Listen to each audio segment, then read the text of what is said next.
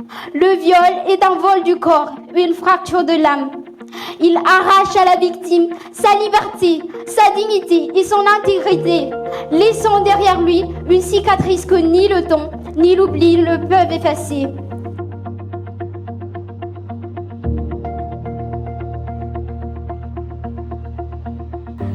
J'ai accepté la proposition de devenir, d'être membre du jury de cette 15e session du concours de plaidoirie des lycéens de Thomas, parce que je pense que j'ai un rôle en tant que journaliste, un rôle de transmission, un rôle peut-être de modèle, à ma modeste échelle bien sûr, mais je pense que si on a fait appel à moi, c'est que mon regard de journaliste peut être aussi important, peut être pertinent dans ce genre de concours. Pour comprendre ce que signifie réellement la corruption, il faut quitter les définitions abstraites et observer ses effets concrets. Je trouve ces élèves très courageux de par le choix des thèmes, de par leurs combats, leurs engagements. Moi, je dis souvent, quand j'interviens dans des lycées ou dans des instituts supérieurs, j'encourage les jeunes en fait à ne pas rester silencieux face aux injustices.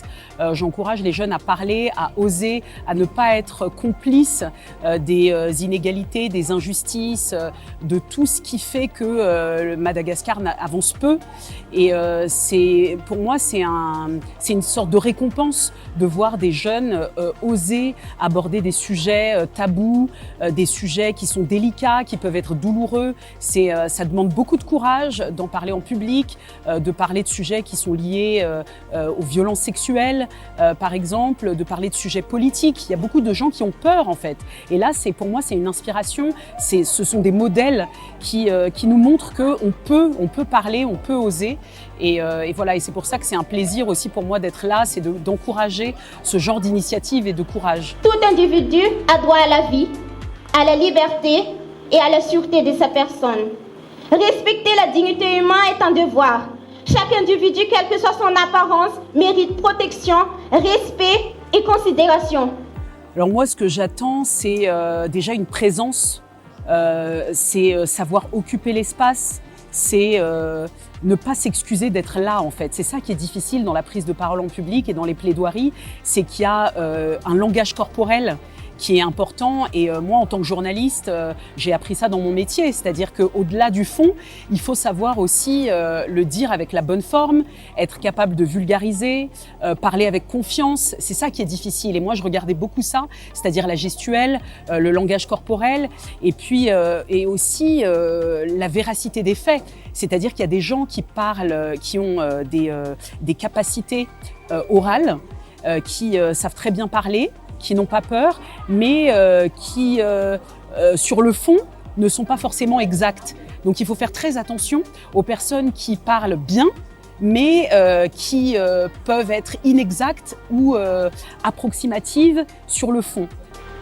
Il est stipulé à l'article 10 de la Constitution de la 4e République que les libertés d'opinion et d'expression, de communication, de presse, d'association, de réunion, de circulation, de conscience et de religion sont garanties à tous et ne peuvent être limitées que par le respect des libertés et droits d'autrui.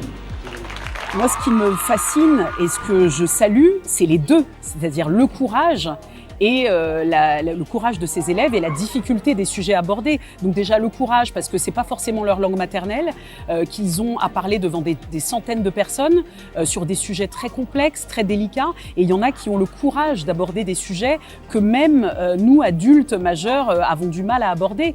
Des sujets tabous sur les violences sexuelles, des sujets sur les droits des enfants, le travail des enfants sont des sujets politiques qui impliquent le droit international. Donc pour moi, c'est un ensemble, c'est une maturité, la maturité d'oser parler devant un public et aussi le choix des sujets qui, pour moi, montre qu'il y a un vrai militantisme des jeunes qui m'épate. En fait, et c'est ce que le mouvement Gen Z de septembre 2025 a montré, c'est que les jeunes sont politisés, ont envie de parler et il faut leur donner cette voix. Et ce genre de concours leur permet d'aborder des sujets que peut-être ils ne peuvent pas faire au quotidien. Voilà, donc j'encourage ce genre d'initiative et c'est pour ça que je suis là.